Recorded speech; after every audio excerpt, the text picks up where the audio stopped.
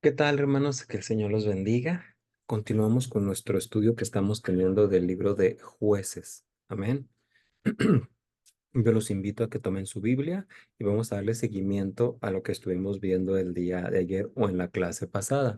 Voy a compartir con ustedes, hermanos, una presentación para hacerlo un poquito más atractivo. Amén. Y que usted pueda entenderlo mejor. Amén. Muy bien. Déjeme un poquito más para acá, mi amado. A ver, válgame Dios, déjeme mover para acá, para abajito. Bueno, pues en el libro de Jueces, hermanos, vamos a ver ahorita eh, la manera como Dios trató a Israel a pesar de su infidelidad. Claro, Dios es misericordioso, Dios está lleno de amor, Dios está lleno, hermanos, de misericordia, pero también Él es un Dios que sabe disciplinar. Y Él disciplina a sus hijos cuando sus hijos no lo obedecen. Por eso, hermanos, el día de hoy quiero tratar con ustedes lo siguiente. ¿Está usted listo? Tome su Biblia, téngala por ahí a la mano. Yo quiero que el día de hoy usted se dé cuenta y adquiera el conocimiento que necesitamos, hermano, con respecto a la falta de compromiso, de constancia que tenemos como pueblo de Dios que somos. Esos votos de fidelidad, esos compromisos que hacemos con el Señor y nosotros no cumplimos con eh, hermanos, con la parte que nos toca. No sé si usted está comprendiendo este primer punto. Ahora, vamos a ver también, hermanos, la actitud hacia los métodos en los cuales Dios disciplina a aquellos hijos que no obedecen. Por eso me voy a ir un poquito más adelante, hermano. Vamos a empezar con esto. Fíjese bien. Me voy a tener que brincar esto un poquito para aprovechar, porque estoy grabando la sesión, pues, y no dura una hora, sino dura menos, pues, para que podamos nosotros eh, aprender un poco mejor. Amén. Bueno, mire. La palabra jueces se traduce de un vocablo hebreo que se dice chopetim, shopetim, pero los shopetim del libro de jueces no es como nosotros los conocemos ahora, porque ahora para nosotros en este tiempo un juez es aquel quien juzga y la Biblia nos enseña, perdón, nos enseña que el único que tiene esa capacidad y ese derecho a juzgar es Jehová. Entonces, por eso estoy tratando aquí, hermano, de darle un poquito más de información. Ahora, ponga atención con esto. Fíjese bien. No lo vemos en ninguna parte emitiendo decisiones legales. Aunque si usted lee Josué, digo, perdón, Jueces en el capítulo 4, número 4, nos habla de Débora. Nos habla algo con respecto a Débora, de qué era lo que Débora estaba haciendo. Voy a utilizar el celular aquí, hermanos, para irme más rápido y tratar de darle algunas citas que son importantes. Voy a leer el capítulo 4 en el verso 4 que dice, eh, sí, es Josué 4. No, estoy en Jueces, perdón, hermanos. Es que me fui mal aquí. Es Jueces 4 en el verso 4 dice, gobernaba en aquel tiempo a Israel una mujer, Débora, profetisa, mujer de Lapidot. Entonces sí estamos viendo, pero no era como lo conocemos al día de hoy. Entonces, dentro de este trasfondo, hermanos, los Shopetim eran más bien libertadores, eran más bien gobernantes de las tribus, eran jefes tribales de las tribus. Y eran no personas que eran elegidas por la gente, sino Dios los elegía. De hecho, esa raíz, la raíz hebrea, normalmente se traduce como juzgar y en algunos pasajes viene como gobernar, el que le acabo de leer de Jueces capítulo 4 verso 4 y usted lo va a encontrar en 1 Samuel 8:6 también. Por eso, mi amado, eh, no solamente se le llamaba ah, juez, sino que claramente el que funcionaba como juez o el que tenía ese derecho de juzgar los hermanos, si nos vamos al capítulo número 11, le voy a leer el versículo número 27 para que usted lo escuche. Si tiene una Biblia, hermano, es interesante y es muy importante que usted me vaya tratando de seguir. La ventaja del video es que le puede poner pausa, este, y luego ya volver a retomarlo donde lo deje, ¿no? Dice Josué en el capítulo 11 en el verso 27, así que yo nada he pecado contra ti, mas tú haces mal conmigo peleando contra mí. Ponga atención con lo que sigue. Jehová, que es el juez, juzgue hoy entre los hijos de Israel y los hijos de Amnón. Claramente, la Biblia nos establece que el único juez El único que tiene esa capacidad para fungir como juez, según los versículos bíblicos, es Jehová Dios. Entonces, no cometamos el error de nosotros de confundirnos y pensar y ver a estos hombres, a estas personas que Dios escogió del pueblo de Israel como jueces, porque no es en el contexto en el cual nosotros estamos acostumbrados a ver las cosas. Amén. Déjame contigo un poquito con esta palabra shopetim, ¿sí? Mire, cuando en los documentos judíos más antiguos viene como sheper shopetim, ¿vale? Que eran, como le acabo de mencionar, ese tipo de jueces. Aquí le puse la referencia en la parte de abajito para que usted la pueda estar viendo, mi amado. Amén. Ahora, fíjese bien, trate de seguirme un poquitito porque esto es importante para poder entender el libro de jueces. Ahora, Shopetim proviene de una palabra hebrea que significa juzgar, gobernar y regir. Estos hombres, y se menciona Débora, fueron los gobernantes de Israel desde la muerte de Josué. Es triste ver esto, hermanos. Pero mire, en el caso de Moisés, Moisés antes de morir dejó un sucesor, que fue Josué. Cuando Josué muere, no hay un sucesor. O sea, Moisés dejó a Josué. Y cuando Josué muere, no hay un sucesor como tal. Entonces, desgraciadamente, al no haber un sucesor o no encontrar a alguien que reuniera esas características, hermanos, es cuando empieza todo este desorden en el pueblo de Israel. Ya usted va a ver estos 350 años que pasan y usted se va a dar cuenta que es hasta después que aparece el rey Saúl.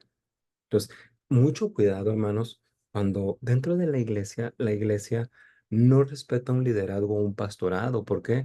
Porque muchas de las veces cuando no hay un pastor o no hay un líder, entonces lo que tiende a hacer la congregación es hacer lo que cada quien quiere o todo el mundo quiere, vamos, en cierto momento, dirigir a la congregación para una cierta dirección y probablemente no es la dirección que Dios ha dado. Por eso Dios nos ha mandado pastores. Y se lo digo desde mi corazón pastoral. Ahora, vuelvo a insistir, todos los hombres que vamos a ver aquí y Débora no eran jueces, discúlpeme usted, en el sentido moderno del término. Un juez es el que dicta sentencia, en este caso no, por eso estoy haciendo mucho énfasis en esto, ¿sale? Ahora, mire, ma, vamos a ver un poquito más. Los jueces en el tiempo bíblico eran hombres y mujeres valientes, eran caudillos militares que realizaban poderes administrativos absolutos. Pero, ahí va, no era un cargo que fuera hereditario, una herencia de alguien más, ni tampoco eran seleccionados de una tribu en particular, ni tampoco se hacían elecciones o hacían votaciones, no, de ninguna manera se hacía así como normalmente el día de hoy se hace. Amén. Más bien, eran escogidos por Dios. Dios era el que escogía, y los escogía de manera sobrenatural. Y una vez que Él los escogía, ellos estaban ahí para gobernar estrictamente dentro de una estructura teo-dioscrática. Es decir, ellos lo que hacían era gobernar, pero no por ellos mismos, sino gobernaban a través de lo que Dios estaba pidiendo que ellos hicieran. El verdadero rey de Israel era Yahvé, era Jehová. El verdadero juez de Israel era Jehová. Entonces, estos hombres, una vez que ejercían ese gobierno, ese liderazgo, no era por ellos mismos, era por la inspiración del Espíritu de Dios que ponía en ellos esas capacidades para poderlo hacer. Entonces, muchas de las veces en las iglesias, hermanos, hay jueces y desgraciadamente esos jueces están ejerciendo muchas de las veces presión sobre los ministerios de la iglesia. Hay jueces que están juzgando, por ejemplo, aquellos maestros que le dan clase a nuestros niños. Hay jueces que están juzgando como aquellos hermanos que alaban si se desafinaron, si no cantaron bien. Hay jueces que están diciendo, el pastor dijo esto, el pastor no dijo esto, hoy el pastor no saludó. Entonces, tenemos ese tipo de jueces hoy en la iglesia y no debería ser así. Ni un pastor tampoco debería ejercer este, el gobierno de la iglesia, la dirección de la iglesia, el cuidado de la iglesia, como si fuera un juez. Nosotros lo que tenemos que hacer es a través de la palabra de Dios y la influencia, la autoridad, el dominio, la instrucción, la inspiración del Espíritu Santo, entonces no vamos a ejercer el gobierno de nosotros los hombres, vamos a ejercer el gobierno de Dios, es decir, el reino de Dios en la tierra. Amén. Es lo que nos enseña el libro de Jueces. Muy importante esto, hermanos. Ahora, mire, los jueces no tenían poder para cambiar las leyes. De hecho, estaban para agarrar al pueblo y llevarlo a que cumpliera las leyes. Esto es muy importante. Ahora, no se trataba de, era un oficio. No, porque había periodos de tiempo en los cuales no aparecía ningún juez que gobernara la tierra. Y era cuando el pueblo tendía a, vamos, a ir en busca de los ídolos. Amén. Ahora, otra cosa importante, estos hombres, los jueces, eran personas extraordinarias que Dios levantaba cuando había una emergencia en la nación de Israel. Eran instrumentos en las manos de Dios para liberar a Israel. ¿De qué? Pues de la tiranía de los otros pueblos donde ellos estaban, de la opresión que ellos estaban teniendo sobre el pueblo de Israel. Ahora, mi amado, aquí hay algo muy, muy, muy, muy interesante para usted. Fíjese bien. Vamos a hablar aquí, hay muchos de ellos. De hecho, son 12 y luego se mencionan a Elí y a Samuel y podríamos decir que hay 14, aunque hay más. Y de hecho no está su nombre. Usted va a encontrar cuando lea el libro de jueces a Otoniel, a Ot, Samgar, Débora, Barak, Gedeón, Tola, Jair, Jefté, Isbán, Elón, Abdón y Sansón. Y luego aparece Elí y Samuel, que también son contados como jueces. Pero ninguno de ellos está mencionado en este libro, o sea, ni Elí ni Samuel. Cabe mencionar, como les digo, conocemos pues los nombres de 14, pero hay algunos otros que no nos dice. Por ejemplo, si usted busca en el capítulo número, creo que es el 10, mi amado. Sí, es en el 10. En el verso número 12 se lo voy a leer para que usted lo vea. En el 12 dice así, de los de Sidón, de Amalek y de Maón, y clamando a mí, no los libraré de sus manos. Entonces, el jefe que libró al pueblo israelita de los maonitas no nos dice, pero ahí está. Amén. Ahora, este libro nos introduce en una era en la cual no había reyes. Terrenalmente no había reyes, pero había un rey celestial. Había un rey del universo y un rey que el pueblo antes de ellos o la generación antes de ellos lo conoció en el desierto. Fue el que abrió el mar, fue el que lo sustentó en el desierto. Y los ancestros de ellos se los habían comunicado. Sin embargo, ellos no lo habían conocido así.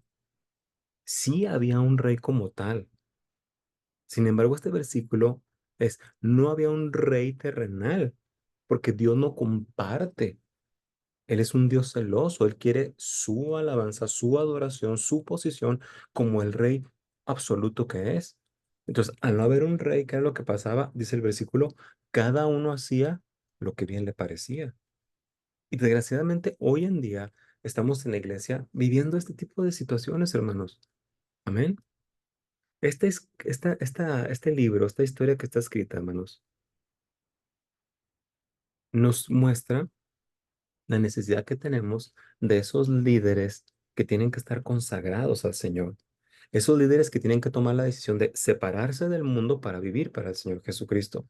Esos líderes que tienen que estar conscientes, hermanos, de vivir una vida de santidad, no con aureola o con alas, sino un líder, líderes que estén dispuestos a alejarse del pecado y del mundo para poder vivir, ¿ok? Desarrollándose sobre la voluntad de Dios. Es decir, líderes que estén dispuestos a que el reino de Dios sea establecido en el corazón de los hombres. Ahora, ¿estamos en el mundo? Sí, hermanos. Y el mundo es muy fuerte y atrae, desde luego que sí. Pero si en verdad nosotros hemos sido llamados para ejercer un liderazgo en la iglesia, uno de los primeros puntos que tenemos que analizar es que el mundo se nos tiene que volver menos atractivo que hacer la voluntad de Dios. Un verdadero líder ve el mundo Y lógicamente, hay necesidades que cubrir, sí, pero no anhela, no ama, no desea, no planea las cosas del mundo, sino está consciente que está de paso y se preocupa más por lo que tiene que hacer dentro de la voluntad de nuestro Señor. Entonces, mire, mi hermano, vamos a ver si podemos. Eh, voy un poco más adelante. Me voy a brincar esto, hermano, para que vea usted algo interesante aquí en el último punto. Últimos dos puntos. Ah, Dios tiene que ser el centro. Cristo es el centro, el Espíritu Santo es el centro, la palabra de Dios es el centro y todo gira en torno a ellos. Dios no gira en torno a nosotros, nuestro Señor Jesucristo no gira en torno a nosotros, el Espíritu Santo no gira en torno a nosotros. Amén. Nosotros somos los que tenemos que estar allí. Ahora, cuando no hay una correcta dirección, hermanos, el resultado es confusión y caos moral. Israel necesitaba continuamente una dirección. Y hoy en día, hermano, la iglesia necesita que nuestros ministerios y la manera en que funcionamos sea de manera ordenada. Necesitamos esos oficiales de la iglesia, esos diáconos, esos ancianos. Necesitamos seguir esas ordenanzas. Primera de Corintios, lo voy a leer, mi amado, para que usted escuche la palabra de Dios. Y es una cita hermosa porque en el verso número 40 dice, pero hágase todo decentemente y con orden. Tal vez, amado hermano, cuando estamos en la iglesia, que a usted se le pide observar una conducta diferente, corregir tal vez alguna conducta o alguna manera de actuar, no sea de su total agrado, pero créame que lo hacemos, hermanos, porque necesitamos tener un orden. Todo debe hacerse con orden.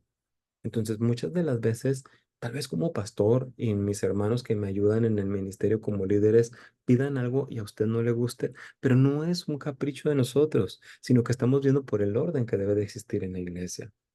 Amén. Ahora, voy a irme un poquito más adelante, hermano. Quiero hablar un poquito de la paciencia de Dios. La paciencia de Dios no es como la paciencia del hombre.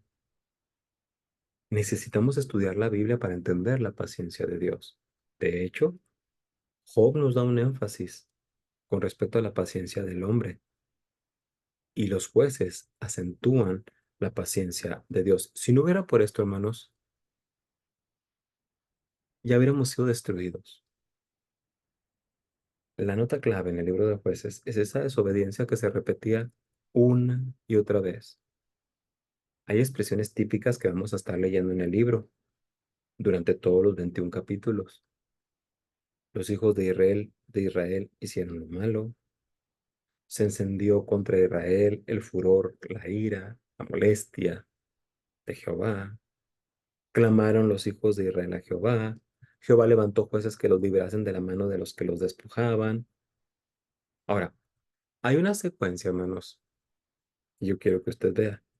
Y esta secuencia estaba en el video que les mandé hace algún tiempo. La secuencia es, primero venía la apostasía y luego, debido a esto, venía ¿qué? La servidumbre. Y luego, cuando estaban en servidumbre, aparecía la angustia. Era cuando ellos oraban y era cuando Dios traía la libertad. Por eso aquí le puse algo así. Era un ciclo, hermanos. Y en el libro de jueces usted va a ver que se repite ese ciclo una y otra y otra y otra vez. Empezaba con la apostasía y luego venía la servidumbre y luego llegábamos a la angustia y luego la oración, la liberación y ahí otra vez se volvía a repetir. Qué triste es esto, mis amados hermanos. Esta imagen yo se las envié. Bueno, hay un video por ahí que pusimos. Dejé algo más pequeño esto para que lo vean. El ciclo era, empezaba otra vez en el pecado. Empezaba otra vez ahí arriba, hermanos. El pueblo de Israel, en la ausencia de un líder como Josué, en la ausencia de un líder como Moisés, Ellos estaban esperando un líder de carne y hueso, pero en verdad existía un líder que era Jehová de los ejércitos. Pero desgraciadamente el pueblo de Israel no podía mantenerse con esa obediencia ante el Dios que los había librado y que les había otorgado la tierra. Y así estamos nosotros, hermanos. No vemos a Dios. Y sin embargo, el hecho de no verlo, pensamos que podemos tener actitudes y realizar acciones y comportarnos de una manera, y hay veces llegamos a creer que no va a tener consecuencias, hermanos. Todos tenemos esa manera de ser. Y es una manera de ser que tenemos que ir corrigiendo, hermanos. Porque a pesar de que no veamos a Dios, la palabra de Dios nos describe cómo es Él. Nos dice quién es Él, lo que Él hace, si nos ama, si es misericordioso, si está lleno de gracia, si provee para nosotros, pero también nos disciplina. Entonces, en ausencia de alguien físico, material, el pueblo de Israel, como se muestra aquí, pecaba de idolatría, se apartaba de Dios, se apartaba de las ordenanzas de Dios, de lo que Dios había pedido. ¿Y saben qué hacían, hermanos? Dios permitía que los pueblos que estaban alrededor tuvieran opresión sobre ellos, los oprimieran, les hicieran daño. Y muchas de las veces no entiendes que el daño que puede estar pasando hoy en día en casa, o el daño o la opresión que estás recibiendo en casa, o en la familia, o en el trabajo, o en la escuela, o en tu relación con tus padres, o entre esposos, o entre hijos, es porque el origen no es tanto tu muchacho, tu niña, tu esposo, tu esposa. Es que tenemos que voltear a ver al pecado. Tenemos que ver si hay idolatría. Tenemos que ver si no estamos haciendo caso de lo que Dios nos está pidiendo. Y una vez que recapacitemos en eso, hermanos, empezamos a corregir el camino y ver por qué estamos siendo oprimidos. Y una vez que entendamos por qué estamos siendo oprimidos, necesitamos arrepentimiento. Ahora, no es remordimiento, y lo hemos insistido mucho en la iglesia. Arrepentirse, hermanos, es corregir el camino que estamos siguiendo, corregir la manera que tenemos de vivir, corregir la manera que tenemos de planear las cosas, corregir la manera de cómo anhelamos las cosas, de cómo las hacemos. Y una vez que haya un arrepentimiento real, hermanos, Dios va a proveer esa libertad. Ahora, escucha esto. Y no es que yo esté exaltando eso está lejos de mí. Y Dios lo sabe. Dios va a utilizar muchas de las veces a otros hermanos en Cristo para que ellos, con el Espíritu Santo de Dios primeramente y con la Escritura, vengan con esa Escritura, la compartan contigo, entiendas el arrepentimiento y te apartes. Entonces, hay veces quiero que Dios me libere. Y quiero que baje un ángel del cielo con una espada y quite ese yugo, esas cadenas, esa aflicción. Y no te das cuenta que Dios está mandando cerca de ti a personas que te enseñan la palabra de Dios, a personas que oran contigo, a personas que estudian y preparan un sermón, un estudio bíblico y te lo están trayendo. ¿Para qué? Para que seas libre. Son hombres que van a pelear y ¿sabes contra qué van a pelear? Van a pelear contra el pecado que tú tienes. Van a pecar contra la idolatría que tú tienes. Van a pelear contra la desobediencia que tú tienes. Entonces, esos hombres y esas mujeres tienen que ir en el poder del Espíritu Santo y en el poder de la palabra a pelear contra ese pecado. Entonces, la liberación hay veces va a ser utilizada por estos hombres que Dios tiene. Amén. No son jueces sobre ti y no caigas en ese error de decir, es que el hermano me está juzgando, es que el pastor me está juzgando. No, ¿sabes qué pasa? Son hombres y mujeres escogidos por Dios que van a traer su palabra, van a traer, y ves tú la palabra en la vida de ellos, y ves tú que Dios empieza a operar y ellos son instrumentos en las manos de Dios para que tú seas libre. Y a través de esto tú tengas paz. Y cuando tengas paz, hermano, mantenerte en esa paz. Mi paz os dejo, mi paz os doy, no como el mundo la da, yo la doy. Pero muchas de las veces al obtener la paz, inicia otra vez el ciclo, y otra vez el ciclo, y otra vez el ciclo. Por eso el día de hoy estoy haciendo mucho énfasis en eso. Es un libro maravilloso, hermanos, duro, pero tenemos que verlo de esa manera. Déjame, voy un poquito más adelante. Quiero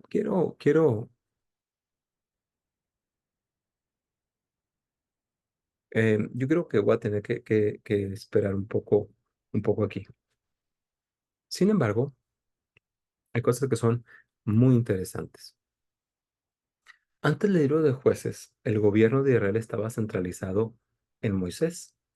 Y luego cuando Moisés murió, pasó a Josué. Y la adoración estaba centralizada ¿dónde? En el tabernáculo. ¿Son necesarios, hermanos, hoy en día los líderes? Sí. No porque Dios no pueda hacer las cosas. Por supuesto que nuestro Señor Dios Todopoderoso lo puede hacer. Voy a utilizar algunos versículos que quiero ver contigo. Fíjate, eh, aquí, empezando en el capítulo 1, hay algo en el verso número 1, empezando desde el inicio, hermanos, hay algo interesante ahí. Dice, después de la muerte de Josué, los israelitas consultaron al Señor diciendo, fíjate cómo ellos fueron directamente con quien tenían que ir. No consultaron a otro hombre, sino dice la Biblia, consultaron al Señor diciendo, ¿quién de nosotros subirá primero contra los cananeos para pelear contra ellos? Y es hermoso ver en el versículo 2 que Jehová Dios contesta y el Señor respondió, Judá subirá primero, ya lo ha entregado, dice, ya le ha entregado el país en sus manos. Si tú te das cuenta, hermano, me, me, me, me, me me sorprende que ellos no estén utilizando ahora a Josué porque Josué no está. No están utilizando a Moisés porque Moisés no está. Sin embargo, se humillan y le preguntan al Señor, ¿qué es lo que debemos hacer? ¿Cómo es que se debe de hacer? Dice, consultaron al Señor y el Señor respondió. ¿Por qué, pues, este pueblo no pudo mantenerse allí? ¿Por qué decidieron, mis amados hermanos, hacerse a un lado? ¿Qué los llevó a comportarse de esa manera? ¿Sabes? Lo voy a volver a leer y quiero que me pongas mucha atención ahí, hermano. Ellos, voy a leerlo de aquí de la aplicación que tengo en el celular, hermanos. Josué fue el asistente de Moisés y Moisés fue un hombre obediente de nuestro Señor Jesucristo.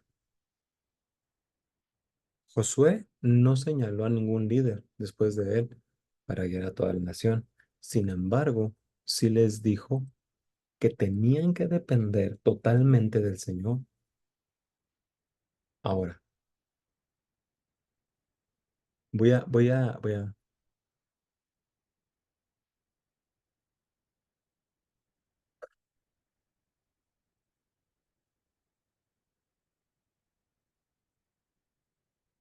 ellos iniciaron haciendo lo correcto. ¿Consultaron a quién? A Jehová. No les quedaba otro líder más que Jehová mismo. Y hay veces, yo como tu pastor, yo trato de ejercer el liderazgo contigo y llevarte a la voluntad de Dios. Pero hay veces que tú no, o sea, yo no soy Dios. Tú tienes un Dios que está lleno de poder. Tú tienes un Dios que está lleno de estrategias de batalla, de estrategias de guerra para conducirte en esa batalla que estás librando. Entonces, yo conozco a ese Dios que nunca ha perdido una batalla. Yo conozco a ese Dios que nunca ha perdido en la guerra. Conozco a ese Dios que siempre ha obtenido la victoria. Como el pueblo de Israel. No, hay veces yo no tengo la estrategia, yo no tengo el plan para que tú vayas y pelees esa batalla porque soy igual que tú, soy un ser humano. Pero hay alguien que siempre tiene la mejor estrategia para ti. Y como estos hombres hicieron lo correcto, fueron y preguntaron a Jehová Dios, tal vez, ¿estás esperando la estrategia de mí o de algún otro hermano líder? Pero la estrategia viene de Dios y las estrategias de Dios están aquí. Cuando Israel buscó a Jehová con todo su corazón, cuando Israel dependió de Jehová con todo su corazón ante la falta de Moisés, ante la falta de Josué, cuando fueron, Él los guió. Él no se negó a guiarlos, porque ellos le estaban dando el lugar a él. Dios nunca faltó a su promesa, ¿sabes? Hoy yo te quiero invitar en esto que te estoy enseñando del libro de Jueces, a que regreses al plan de guerra original.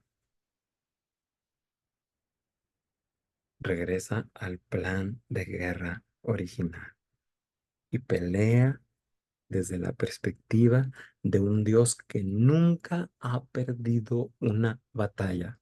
Pelea desde la perspectiva de un Dios único, omnipotente, omnisciente y omnipresente que siempre obtiene la victoria. Y trata de ser un soldado fiel, siguiendo las órdenes y las instrucciones de tu comandante en jefe. He utilizado estas diapositivas y esto para poderte explicar un poquito más. ¿Sabes, hermano?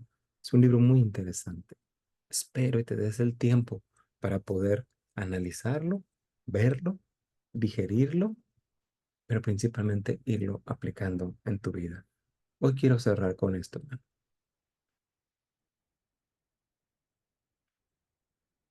Lucas en el capítulo 11, en el versículo 9 dice, Jesús nos da una instrucción, hablando de las instrucciones del comandante supremo, del Rey de Reyes, del Señor de Señores, del Alfa, del Omega, del principio y del fin. En Lucas 11, el 9 dice Jesús, y yo os digo, pedid y se os dará. Busquen y van a hallar. Llamen y se os abrirá. Cuando le pedimos a Dios y le buscamos con sinceridad, debemos estar seguros que Él nos va a contestar. Su respuesta puede llegar de una forma que no esperamos, pero debemos estar seguros de que esa respuesta va a llegar. Así es que pidamos para que se nos dé, busquemos y vamos a encontrar y llamemos que se nos abrirá. Soy el pastor Saulo Zúñiga de la Iglesia Cristiana Alfa y Omega y era importante para mí compartir contigo esta segunda lección del seminario. Que Dios te bendiga. Sigue leyendo el libro de Jueces, sigue leyendo el capítulo número 13, número 14 del libro de Hechos, porque ahí están nuestros estudios, nuestros sermones de esta semana. Que Jehová Dios te bendiga y te guarde. Nos vemos la próxima vez. En el nombre de Jesús. Amén. Bendiciones.